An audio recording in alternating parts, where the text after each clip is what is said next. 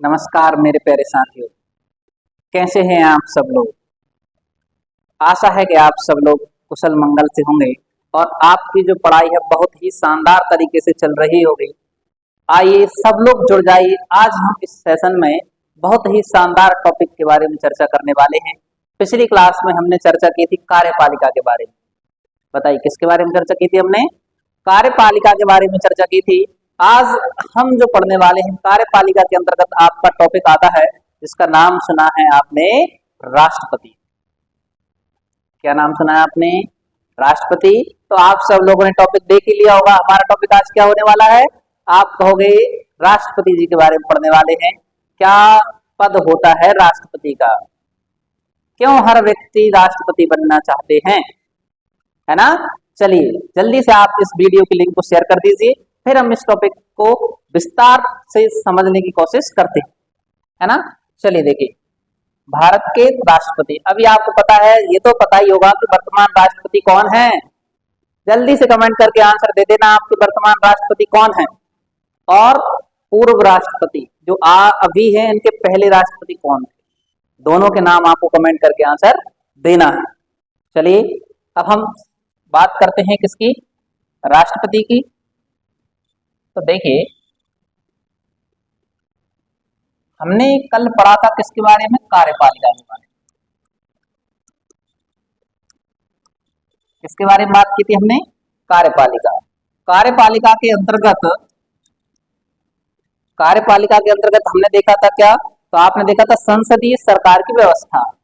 कार्यपालिका के अंतर्गत क्या आई थी आपकी? तो संसदीय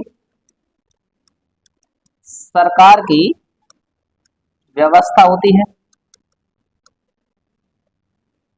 अब संसदीय सरकार की व्यवस्था दो प्रकार से होती है। दो प्रकार कौन कौन से देखे थे कल हमने? तो हमने देखा था एक संघ की कार्यपालिका होती है। क्या होती है आपकी? संघ की कार्यपालिका। और एक होती है आपकी क्या? राज्य की कार्यपालिका।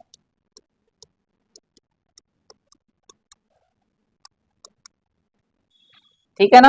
इसके बाद हमने देखा था कल कि जो संघ की कार्यपालिका है, इसका जो निर्माण होता है किससे होता है? आपने देखा इसके अंतर्गत आते हैं आपको कौन सा पद? तो आप कहते हो सर राष्ट्रपति का पद आता है।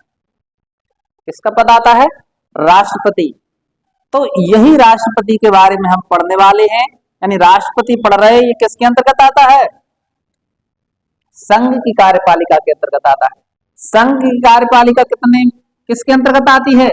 आप बताओगे संसदीय सरकार की व्यवस्था के अंतर्गत। संसदीय सरकार की व्यवस्था किसके अंतर्गत आती है?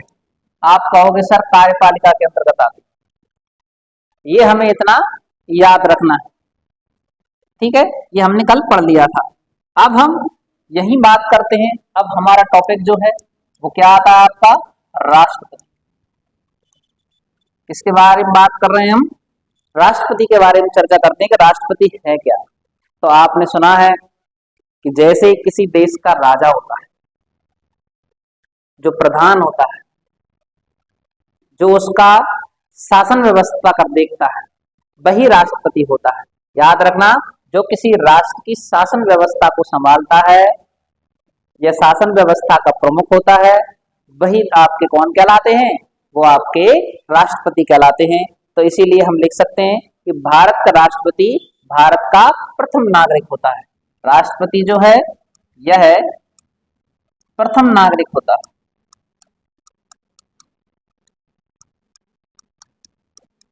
हम सब हैं भारत के नागरिक। हम सब हैं क्या? तो आप कहोगे बिल्कुल है सर, हम तो हैं, लेकिन ये प्रमुख हैं। इसलिए याद रखना है, भारत का प्रथम नागरिक किसे कहा जाता है? तो आप कहोगे भारत का जो प्रथम नागरिक है वो कौन कहलाते हैं आपके? राष्ट्रपति को कहा जाता है। ठीक है ना? यह जो है राष्ट्र के राष्ट्राध्यक्ष होते हैं। यह राष्ट्र के अध्यक्ष होते हैं।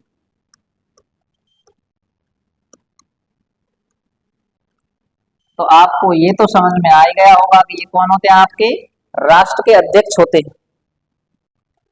ठीक है? और क्या करते हैं ये? तो और आपको याद रखना कि ये जो राष्ट्रपति हैं कौन है आपके? राष्ट्रपति है। ये राष्ट्र की एकता, अखंडता और सुदृढ़ता का परिचायक कहा जाता है इनको। देखना इसे, राष्ट्र की एकता, अखंडता, राष्ट्र की एकता, अखंडता और सुदृढ़ता।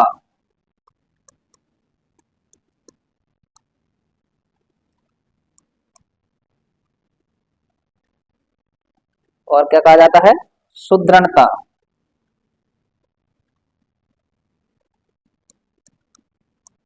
का परिचायक कहा जाता है।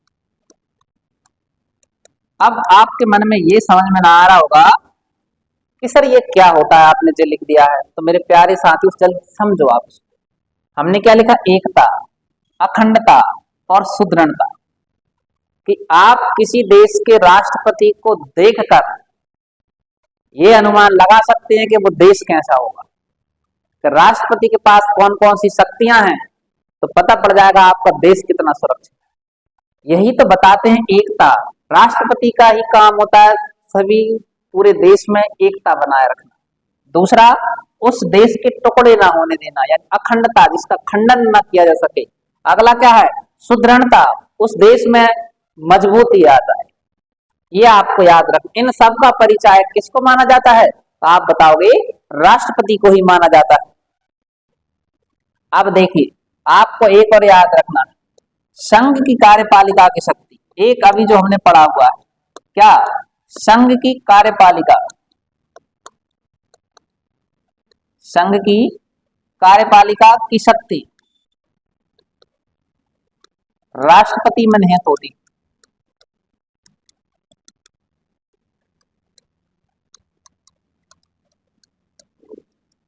किसमें राष्ट्र निहित होती हैं?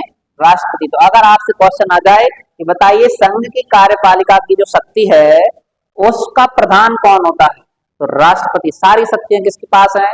आप बताओगे राष्ट्रपति के पास होती। ठीक है ना? याद रखना आपको, सारी शक्तियां किसके पास होती हैं? राष्ट्रपति के पास होती हैं। और राष्ट्रपति, याद रखना, राष्ट्रपति जो है नाम मात्र की कार्यपालिका है। इधर ही हम लिख सकते हैं, क्या लिखेंगे? राष्ट्रपति, राष्ट्रपति नाम मात्र, राष्ट्रपति जो है नाम मात्र की कार्यपालिका है।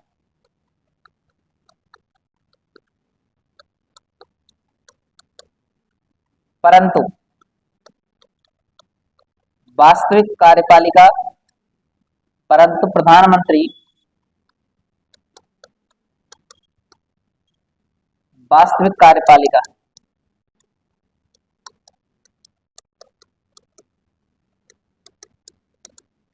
तो ये आपको याद रखना। हमारे भारत में थोड़ा सा क्या है, अलग प्रकार का संविधान है। राष्ट्रपति के पास शक्तियां सारी, लेकिन राष्ट्रपति उनका उपयोग नहीं करते हैं। राष्ट्रपति जी की सलाह से या उनके आदेश से उन शक्तियों का उपयोग करते हैं कौन? माननीय प्रधानमंत्री जी। ये आपको याद रखना है। राष्ट्रपति कैसा है पद है आपका? नाम मात्र की कार्यपालिका है। जबकि प्रधानमंत्री कैसी कार्यपालिका है? वास्तविक कार्यपालिका। या नाम मात्र की शक्तियां किसमें होती हैं? आप कहोगे वैसे तो शक्तियां होती हैं राष्ट्रपति में, लेकिन वास्तविक शक्तियां किसके पास होती हैं? तो आप बताओगे प्रधानमंत्री के पास होती हैं। कितना समझ में आया कि नहीं आया?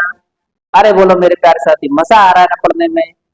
आनंद के साथ पढ़ते रहिए। तो अभी हमने जो 2 से 3 टॉपिक क्लियर किए हैं, अब हम आगे बात करते हैं कि आपके अलग अलग अनुच्छेद में अलग अलग राष्ट्रपति के कार्यों के बारे में दिया गया है। तो अब हम सबसे पहले करते हैं कि भारतीय संविधान द्वारा अनुच्छेद 52 कौन सा आता है आपका? तो आप कहोगे भारतीय संविधान का, भारतीय संविधान का अनुच्छेद कौन सा है? तो अनुच्छेद है वो 52, 52 नंबर का आर्टिकल। तो इसमें क्या दिया गया है? तो भारतीय संविधान का अनुच्छेद 52 बताता है कि इसमें राष्ट्रपति के पद के बारे में वर्णन किया गया है। इसमें क्या किया गया आपका, राष्ट्रपति के पद का वर्णन मिलता है। तो देखो भैया, संविधान में ही वर्णन है राष्ट्रपति का कि एक हमारे भारत देश का कोई ना कोई एक राष्ट्रपति होगा, ऐसा पहले से ही संविधान में लिखा गया है। अगर आपसे पूछ लें कि राष्ट्रपति के पद का वर्णन हमें किस अनुच्छेद में मिलता है, तो आप कहोगे सर वाह क्या बात है। आंसर क्या होगा, वाह मतलब 52, है ना, याद के देख। तो आर्टिकल हमने 52 में देखा कि इसमें बताया गया है राष्ट्रपति के पद के बारे में वर्णन किया गया है। अब इसके बाद आता है आपका कि अनुच्छेद 53 क्या कहता है। आर्टिकल 53 वो हमने 52 देखा था, 53 हमसे क्या कहता है, इसके तहत भारत का जो राष्ट्रपति है, इसमें दिया गया है, क्या दिया गया है कि भारत का राष्ट्रपति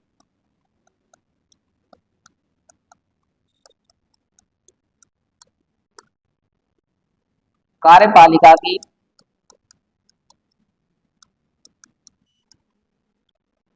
समस्त शक्तियों का उपयोग कर सकता है।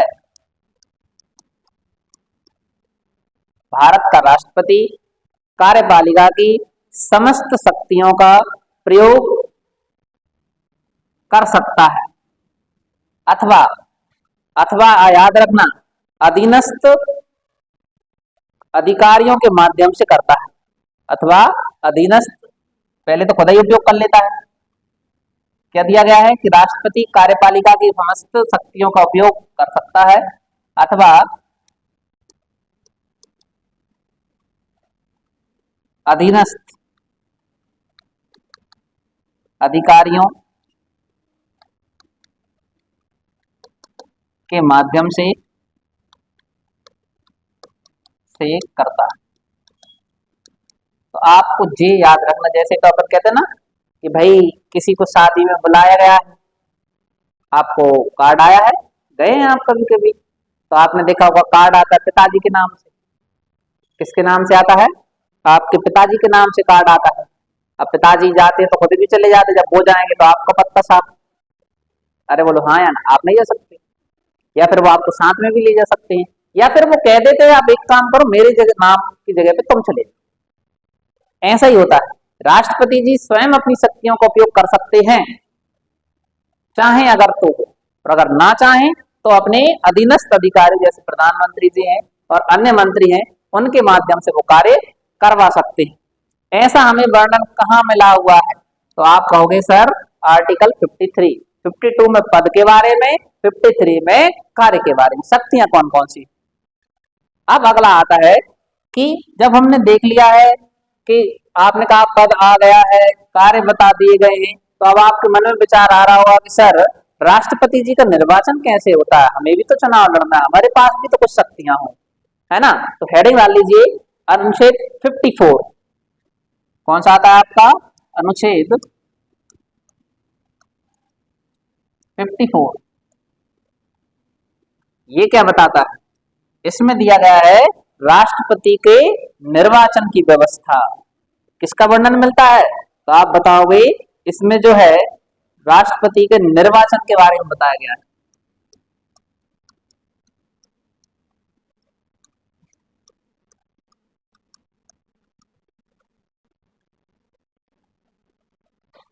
किसके बारे में बताया गया भैया, आप कहोगे सर राष्ट्रपति जी के निर्वाचन के बारे में बताया है। अब उनका हमें चुनाव भी करवाना पड़ेगा, जब चुनाव पता पड़ेगा तभी तो हम फॉर्म डाल नहीं पाएंगे। जैसे आपको कोई वैकेंसी निकलती है तो पहले तो आप ये देखते हैं मांगा क्या गया है, कौन कौन फॉर्म भर सकता है, क्या हम भी फॉर्म भर सकते हैं, एलिजिबिलिटी तो मांगी कि नहीं मांगी, पेपर कैसा होता है, ऑनलाइन या ऑफलाइन मोड में, ऐसे होता है पहले जानकारी लगाते तभी तो ना अपन उसका फॉर्म भरने जाते हैं, अरे बोलो हाँ या ना।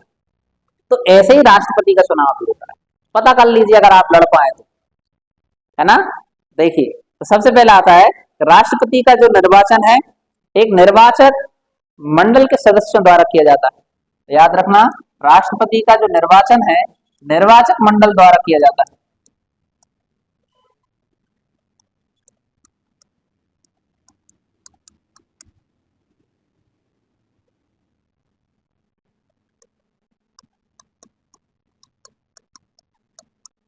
राष्ट्रपति का जो निर्वाचन निर्वाचक मंडल के द्वारा किया जाता है, ये आपको याद रखना, निर्वाचक मंडल के सदस्यों द्वारा, निर्वाचक मंडल द्वारा किया जाता है तथा सदस्यों द्वारा। निर्वाचक मंडल है, उसमें सदस्य हैं, वो सब लोग मिलकर राष्ट्रपति का निर्वाचन करते हैं। अब इसमें क्या होता है, तो याद रखना, राष्ट्रपति के निर्वाचन में जनता जनता प्रत्यक्ष रूप से मत बोले तो वोट नहीं देती। अब एक बात बताओ, अब यार आपने वोट डाले हैं, किसको डाले हैं? तो आप कह रहे सर हम मोदी जी को वोट डाला है हमने। किसको वोट डाला है? आप कहोगे सर मोदी जी को वोट डाला है। अरे बाबू मेरे सोना, आपने मोदी जी को वोट नहीं डाला है, आपने वोट डाला है अपने सांसद जी को। किसको वोट डाला है? जैसे आपके बासुदा के से जो सांसद बीजेपी के हैं वो माननीय शिवराज सिंह चौहान जी, आपने वोट उनको डाला है। समझ में आ रहा है? आपने राष्ट्रपति जी को वोट नहीं दिया है। अब आप कहोगे क्या राष्ट्रपति का चुनाव प्रत्यक्ष होता है अप्रत्यक्ष होता है? तो आप कहोगे कि राष्ट्रपति जी का जो चुनाव है वो अप्रत्यक्ष रूप से होता है। कैसा होता है? अप्रत्यक्ष, यानी जनता प्रत्यक्ष रूप से मत नहीं देती है, मतलब जो चुनाव है, चुनाव अप्रत्यक्ष रूप से होता है।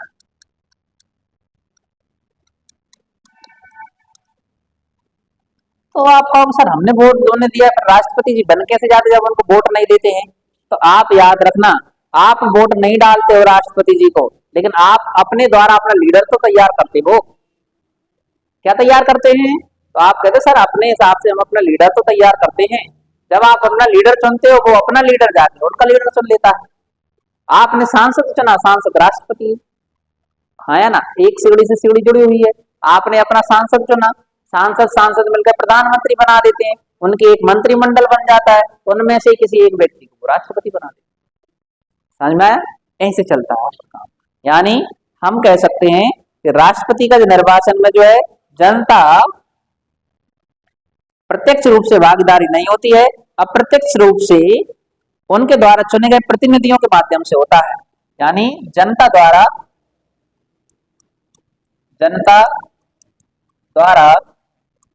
चुने गए जनता द्वारा चुने गए प्रतिनिधियों के माध्यम से होता है।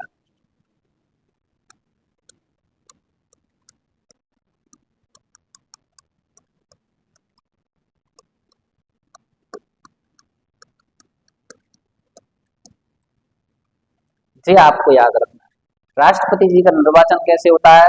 तो आपने बताया निर्वाचक मंडल और उसके सदस्य करते हैं। इसमें जनता जो है आपके वोट नहीं डालती है, प्रत्यक्ष रूप से भागीदारी नहीं होती है जनता, अप्रत्यक्ष रूप से चुनाव होता है, क्योंकि जनता वोट डालती है अपने प्रतिनिधि को, प्रतिनिधि जाकर मिला बना देते हैं अपने किसको? तो आप बताओगे वो राष्ट्रपति को वोट देते। इतना अपने याद रखना है। अब मन में विचार आता है कि राष्ट्रपति का निर्वाचक मंडल कौन कौन सा होता है, किस किस को उसमें शामिल किया जाता है और कौन कौन वोट उसमें डालते हैं। हेडिंग डाल लीजिए आप सब लोग, राष्ट्रपति का निर्वाचक मंडल। अब हम देखते हैं कि जो निर्वाचक मंडल है इसमें कौन कौन आएगा आपका। हेडिंग डाल लीजिए आप, राष्ट्रपति का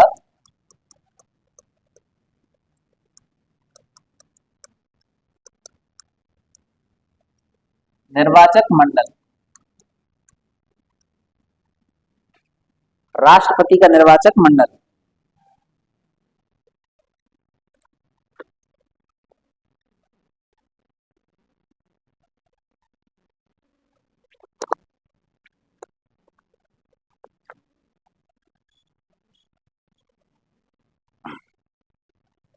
अब जो राष्ट्रपति का निर्वाचक मंडल है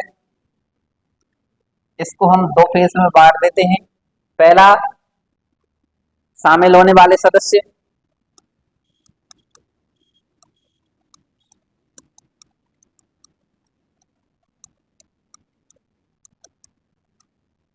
पहला कौन से हो गया आपके, शामिल होने वाले सदस्य। दूसरा लिख लीजिए शामिल ना होने वाले सदस्य।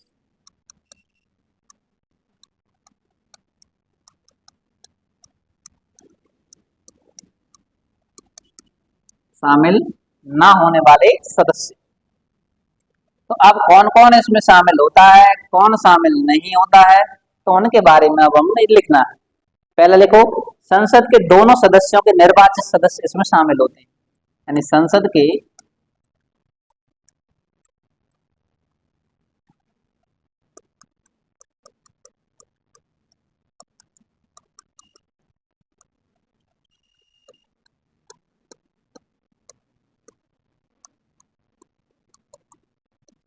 संसद के दोनों सदनों, इधर एक मिनट,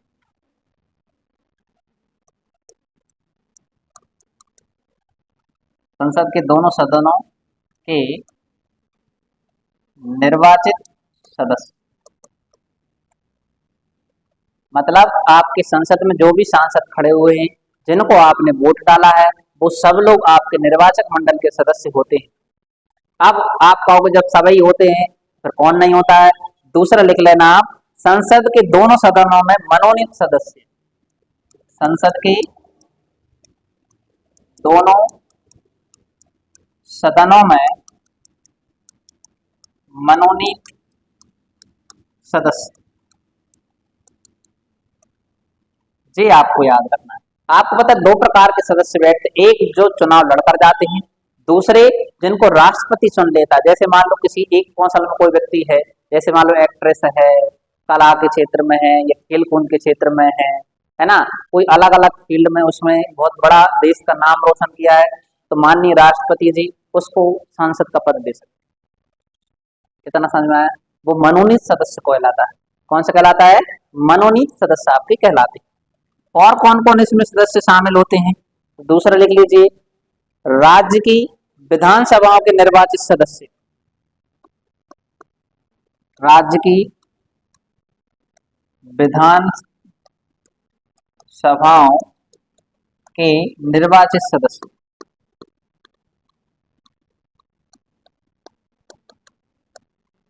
राज्य की विधानसभाओं के निर्वाचित सदस्य। और इधर लिख लेना आप, राज्य की विधानसभाओं के मनोनीत सदस्य।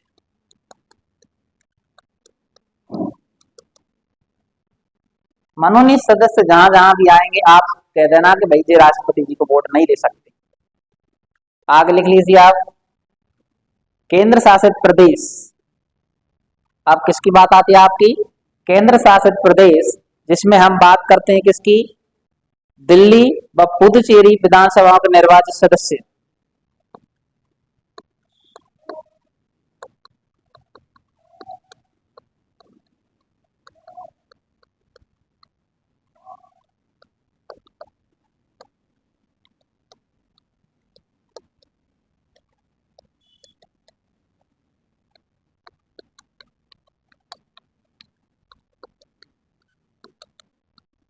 ये भी आपको याद रखना, केंद्र शासित प्रदेश में दिल्ली व पुदुचेरी के निर्वाचित सदस्य, ये भी आपके राष्ट्रपति जी को क्या करते हैं, वोट डालते हैं। आगे लिख लीजिए, यहां हम बात करेंगे किसकी बात करते हैं, इधर जो है मनोनीत सदस्य शामिल नहीं होते, मनोनीत सदस्य शामिल नहीं होते।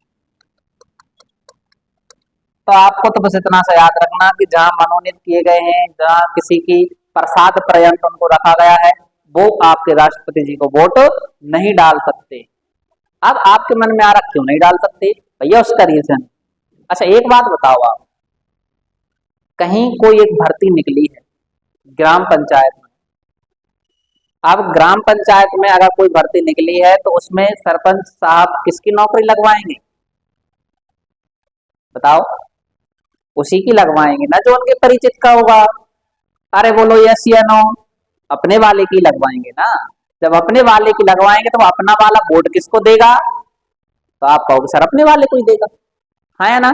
ऐसे जब राष्ट्रपति जी स्वयं चुनेंगे कुछ लोगों को, और अगली बार जब भी राष्ट्रपति का चुनाव लड़ेंगे तो उनको वो लोग तो वोट देंगे ना। हाँ या ना?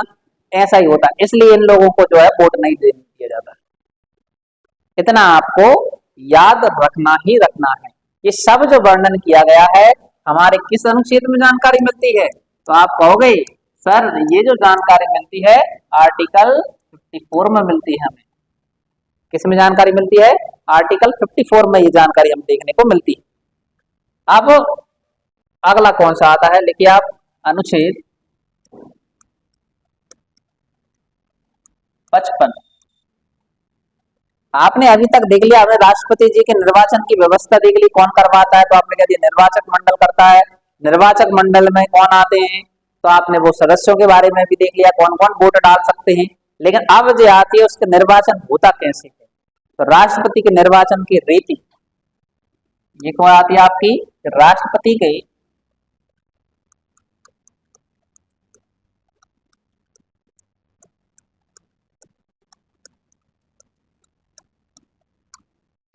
राष्ट्रपति के निर्वाचन की रीति, इसका वर्णन किया जाता है। ठीक है ना? तो इसमें याद रखना कि राष्ट्रपति का जो चुनाव होता है तो कैसे होता है? तो आप कहोगे सर एकल संक्रमणीय पद्धति द्वारा, यानी राष्ट्रपति का चुनाव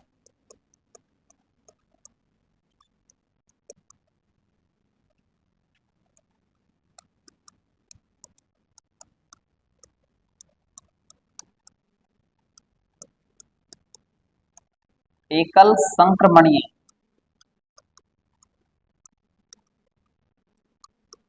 पद्धति द्वारा राष्ट्रपति जी का चुनाव कैसे होता है? तो आप बताओगे एकल संक्रमणीय पद्धति द्वारा राष्ट्रपति जी का आपका चुनाव करवाया जाता है।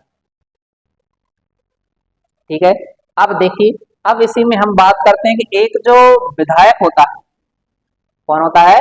विधायक। एक विधायक के मत का मूल्य क्या होता है? अगर आपसे कोई पूछ ले एक विधायक जो वोट डालता है तो कितने लोगों को संबोधित करता है? तो आप लिख लीजिए एक विधायक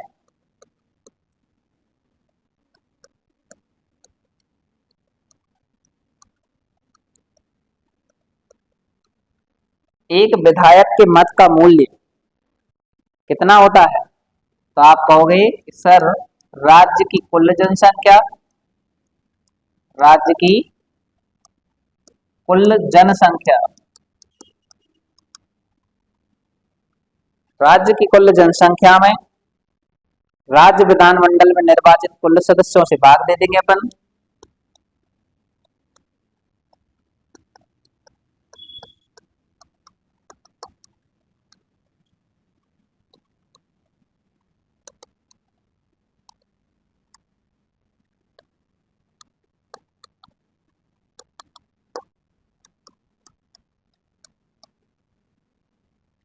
जी आपको लिखना है, ये फॉर्मूला आप लगा देंगे तो आपको पता पड़ जाएगा एक विधायक के मत का मूल्य क्या होता है, कितने लोगों को संबोधित करता है। तो राज्य की कुल जनसंख्या में निर्वाचित होने वाले कुल विधायक जो है उनसे भाग देकर इधर मल्टीप्लाई कर देना 1/100, यानी 1000 के गुणनफल के रूप में भाग देने से हमें एक विधायक के मत का मूल्य पता पड़ जाता है। तो वो जनसंख्या कितनी, वो भी तो डिपेंड करता है, जितनी ज्यादा जनसंख्या होगी उस राज्य में उतने ही ज्यादा विधायक होंगे। अब ये तो आपने विधायक के बारे में देख लिया। सर हमने सांसद को भी वोट दिया है, किसको वोट दिया है? सांसद के वोट का मूल्य क्या होता है? तो आप लिख लीजिए सही, एक सांसद के मत का मूल्य, एक सांसद के मत का मूल्य क्या होता है?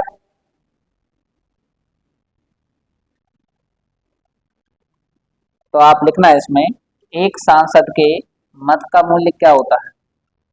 तो इसमें हम बताना चाहेंगे कि सभी राज्यों के विधायकों, क्या बताएंगे कि सभी राज्यों के विधायकों के मतों की कुल मूल्य में भाग देना है संसद के निर्वाचित सदस्यों की कुल सदस्य संख्या से भाग दे देना है। लिख लीजिए आप कि सभी राज्यों के विधायकों के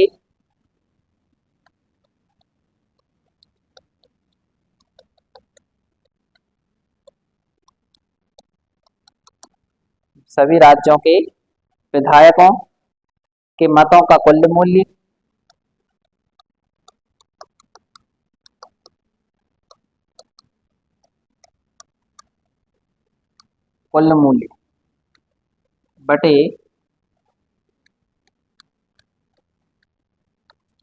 बटे लिखना संसद के निर्वाचित सदस्यों की संसद के निर्वाचित कुल सदस्यों की संख्या, संसद के निर्वाचित कुल सदस्य की संख्या, कितने कुल सदस्य हैं उससे आप भाग दे दोगे तो आपको सांसद के मत का मूल्य पता पड़ जाएगा। वैसे आमतौर पर भी अपने पेपर में क्वेश्चन आता नहीं, लेकिन अगर आप यूपीएससी वगैरह देते हैं तो आपसे पूछ जरूर लेते कि यूपीएससी में भाषा वाले आपको सवाल देखने को मिलते हैं। वनडे एग्जाम में अभी तक यहाँ से ये दोनों से क्वेश्चन नहीं पूछा गया, लेकिन फिर भी आपको बता दिया गया है। अब अगर आपसे पूछा जाए कि राष्ट्रपति का चुनाव कैसे होता है, तो आपने बता दिया एकल संक्रमणी पद्धति द्वारा, और यही याद रखना एकल संक्रमणी पद यानी गुप्त मतदान द्वारा। कैसे होता है? गुप्त मतदान के द्वारा जो है राष्ट्रपति जी का आपका चुनाव होता है। अब अगर क्वेश्चन आता है कि अगर सर राष्ट्रपति जी के चुनाव में भ्रष्टाचार हो जाए, क्या हो जाए? भ्रष्टाचार हो जाए, कोई विवाद की स्थिति आ जाए तो उसको कौन सुलझाता है? तो आप बताओगे कि राष्ट्रपति के चुनाव में विवाद का निपटारा करते हैं आपके उच्चतम न्यायालय के न्यायाधीश। यानी राष्ट्रपति चुनाव में राष्ट्रपति के निर्वाचन के विवाद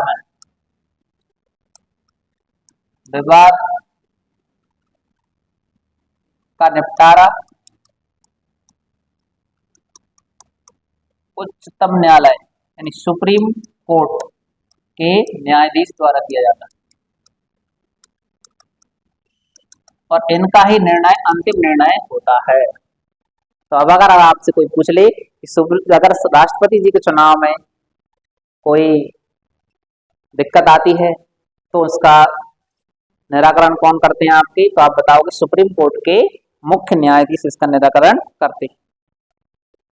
अब अगर क्वेश्चन पूछा जाए राष्ट्रपति का चुनाव किस प्रकार से वोट डालते हैं, तो वो भी हम डालते हैं। तो लिखो आप, मतदाता उम्मीदवारों के नाम के आगे अपना वरीयता क्रम आदि अंकित करता है। चुनाव आयोग क्या करता है? राष्ट्रपति के चुनाव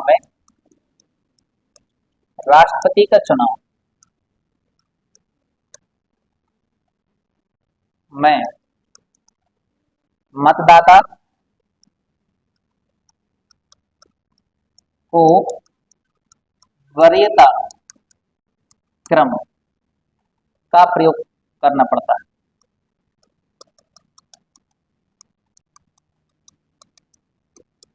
किसका प्रयोग किया जाता है? वरीयता क्रम। अब वरीयता क्रम कैसा है?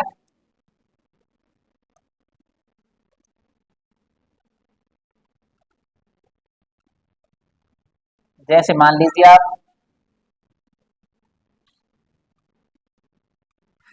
मैं किसी को वोट देना चाहता हूं, मेरे पास नंबर लिखे हुए हैं, एक राहुल,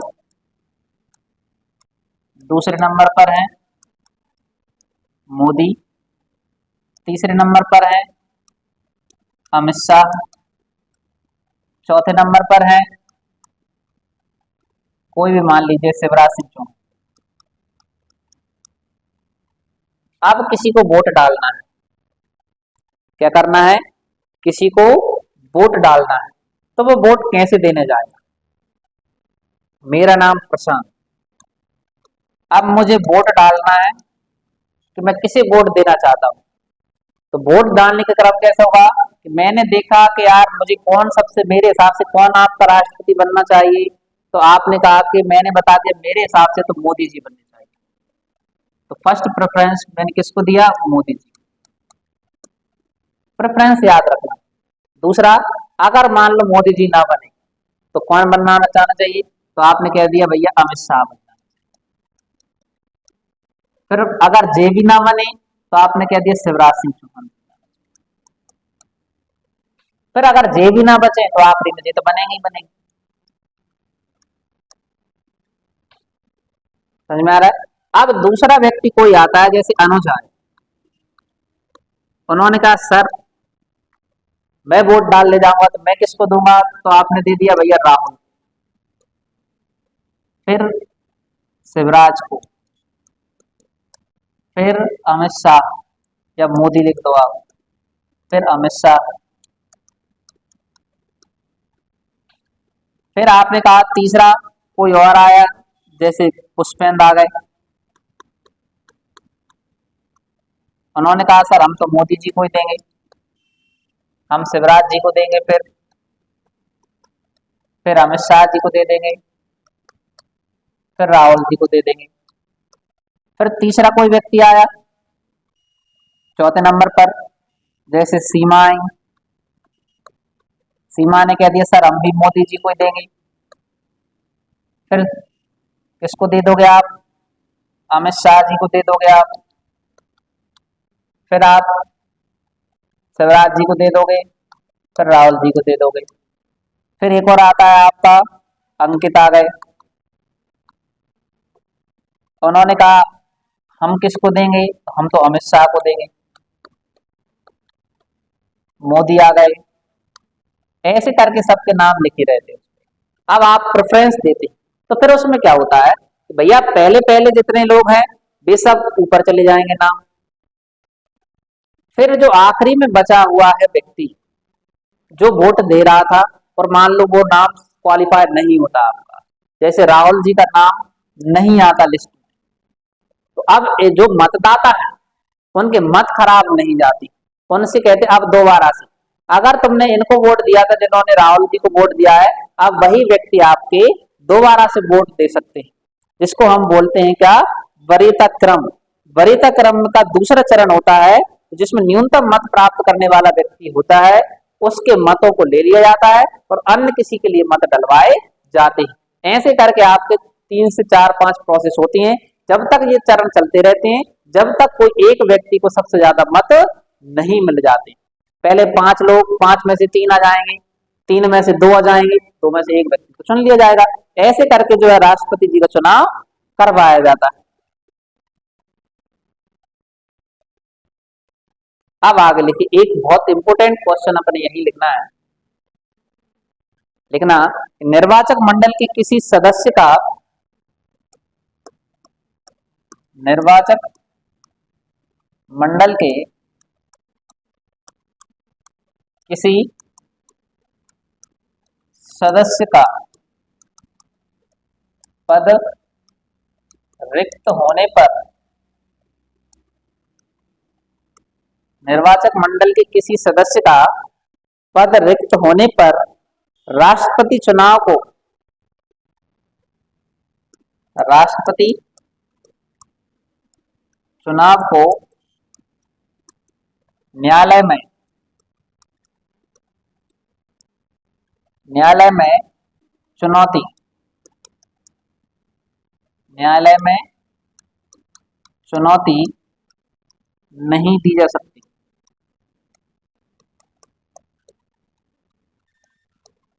ये आपको याद रखना है कि निर्वाचक मंडल के किसी सदस्य का अगर पद खाली है, जैसे मान लो कोई सांसद जी है और किसी कारणवश वो एक्सपायर हो जाते हैं और तभी राष्ट्रपति जी का चुनाव होना है, तो ऐसा नहीं है कि आपको पहले आपका सांसद का पद भरा जाएगा फिर राष्ट्रपति जी का चुनाव करवाया जाएगा, नहीं, एक आध कोई खाली है तो भी कोई दिक्कत नहीं। राष्ट्रपति ऐसा नहीं फिर आप थाने में चले जाओ, नहीं यार वो पद खाली था आपने चुनाव करवा लिया, क्या पता इससे जीत जाते हैं, एक वोट की कीमत बहुत बड़ी होती है। भैया ऐसा है, लेकिन ऐसा भी नहीं, राष्ट्रपति के लिए आप जो है न्यायालय में उसको चुनौती नहीं दे सकते हो, ये आपको याद रखना है। आगे लिखिए, यही हम बात करते हैं कि उच्चतम न्यायालय द्वारा यदि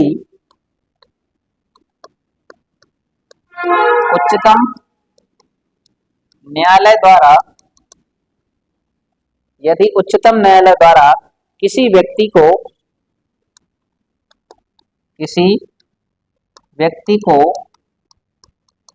राष्ट्रपति पद के रूप में अवैध घोषित किया जाता है,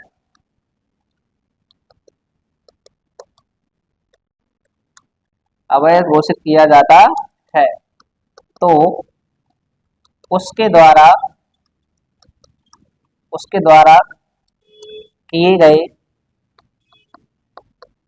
कार्य अवैध नहीं होंगे, वह निरंतर रूप से आगे बढ़ेंगे।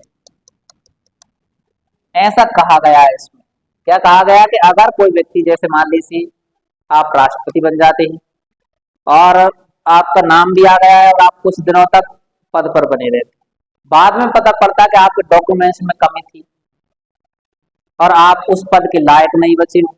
जैसे मान लीजिए आप 35 वर्ष उम्र चाहिए राष्ट्रपति जी के लिए और आपकी उम्र 34 वर्ष ही हो रही, तो आपका फॉर्म निरस्त हो जाएगा, आप राष्ट्रपति नहीं बन पाओगे।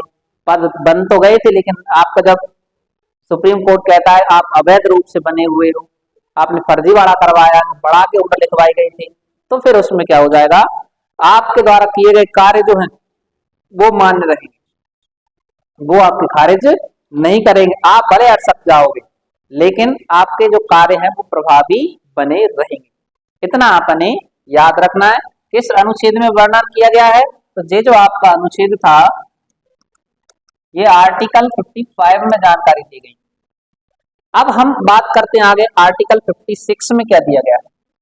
अनुच्छेद 56 क्या कहता है।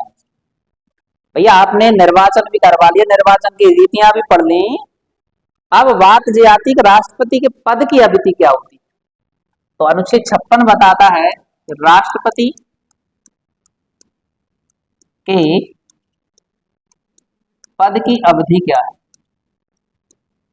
राष्ट्रपति के पद की अवधि मतलब कितने समय तक वो पद पर बैठ सकते हैं, 5 साल, 1 साल, 2 साल, 3 साल। तो कमेंट कर दीजिए आप सब लोग, है ना, कि कितने समय तक राष्ट्रपति का कार्यकाल होता है और राष्ट्रपति जो है कितनी बार चुनाव लड़ सकते हैं। आपको जल्दी से कमेंट करके आंसर देना है। जल्दी से कमेंट करिए आप लोग कि राष्ट्रपति कितनी बार कोई व्यक्ति भारत का राष्ट्रपति बन सकता है।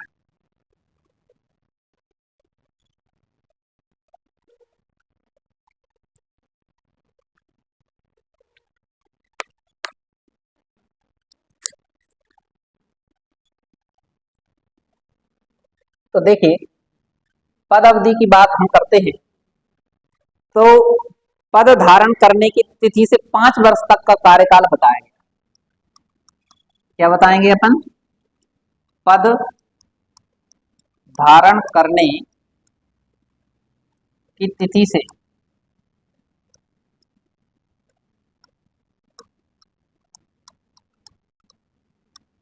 5 वर्ष तक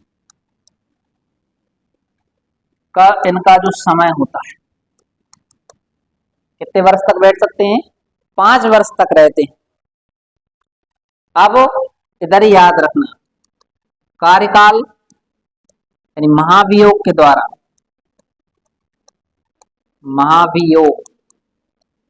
द्वारा कार्यकाल के पूर्ण होने से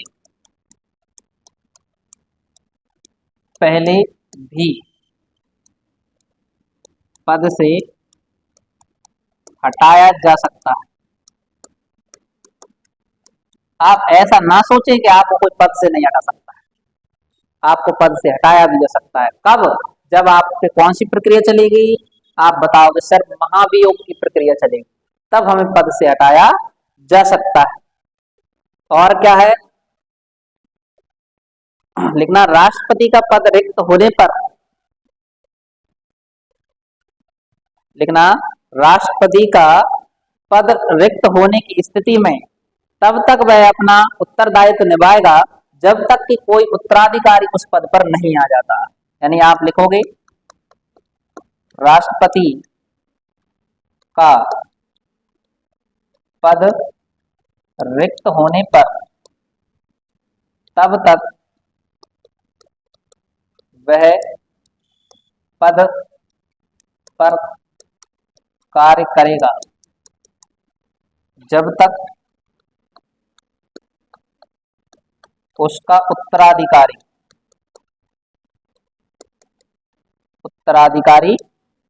नहीं आ जाए। इसमें ऐसा बताया गया है, मान लीजिए चुनाव होना था इसी महीने, किसी कारणवश आपका चुनाव नहीं हो पाता है, तो ऐसा नहीं कि पुराने राष्ट्रपति चले जाएंगे, जब तक आएंगे तब तक खाली डली रही, नहीं, देश के राजा की कुर्सी ज्यादा समय तक खाली नहीं रह सकती है।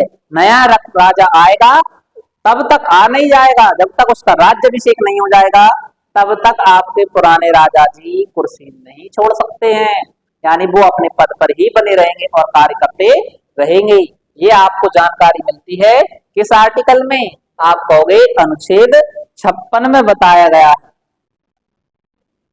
याद रखना, 5 वर्ष के उपरांत भी कार्य करते हैं आपके राष्ट्रपति जी, जब तक आपका उत्तराधिकारी नया नहीं आ जाता। अब हम यही बात करते हैं अनुच्छेद 57 में। अनुच्छेद कौन सा आ गया आपका? 57 क्या कहता है? आर्टिकल 57 हमसे क्या कहता है? तो आर्टिकल 57 में कहा गया है, मैंने क्वेश्चन पूछा था आपसे कि भारत का जो राष्ट्रपति है कितनी बार चुनाव लड़ सकते, तो आप आंसर देंगे अब कि भारत का राष्ट्रपति 1 से अधिक बार चुनाव लड़ सकता है। कि भारत का राष्ट्रपति, इस पे अगर अपन हेडिंग डालना चाहें तो पुनर्निर्वाचन के लिए पात्रता, इसमें अपन क्या डालेंगे? पुनर्निर्वाचन के लिए पात्रता। तो इसमें अपन बताएंगे कि भारत का राष्ट्रपति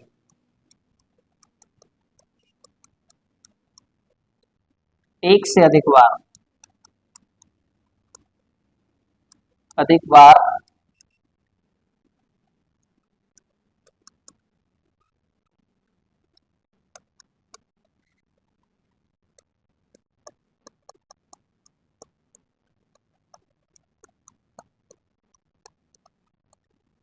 भारत का राष्ट्रपति एक से अधिक बार भारत का राष्ट्रपति बन सकते हैं, क्योंकि संविधान में ऐसा कोई उपबंध नहीं है।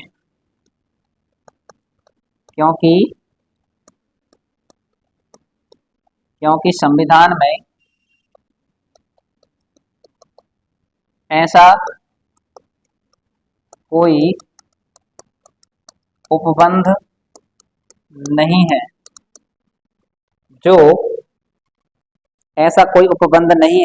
जो राष्ट्रपति के पुनः निर्वाचन पर प्रश्न चिन्ह लगाए। जो राष्ट्रपति के पुनः निर्वाचन पर प्रश्न चिन्ह लगाए।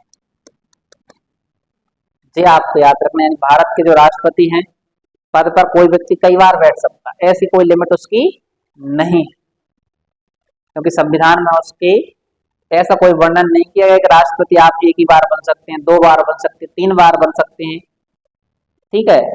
लेकिन अगर हम बात करें, यही नोट लगा लीजिए आप, अमेरिका का राष्ट्रपति, अमेरिका का राष्ट्रपति 2 बार से अधिक, अमेरिका का राष्ट्रपति 2 बार से अधिक निर्वाचित नहीं हो सकता है।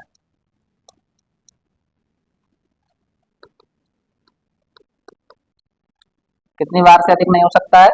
2 बार से अधिक बार निर्वाचित नहीं हो सकता अमेरिका का आपका राष्ट्रपति। और याद रखना, राष्ट्रपति के चुनाव की अधिसूचना कौन जारी करता है? तो आप बताओगे चुनाव आयोग जारी करता है। तो ये हमें इतना याद रखना है। अनुच्छेद कौन सा हो गया आपका? 57। अभी हमने कौन कौन से पढ़ लिए? 52, 53, 54, 55, 56, 57। आशा है कि आपको सबको जो है इतने अनुच्छेद समझ में आए होंगे। राष्ट्रपति का कार्य थोड़ा सा समझ में आ रहा होगा।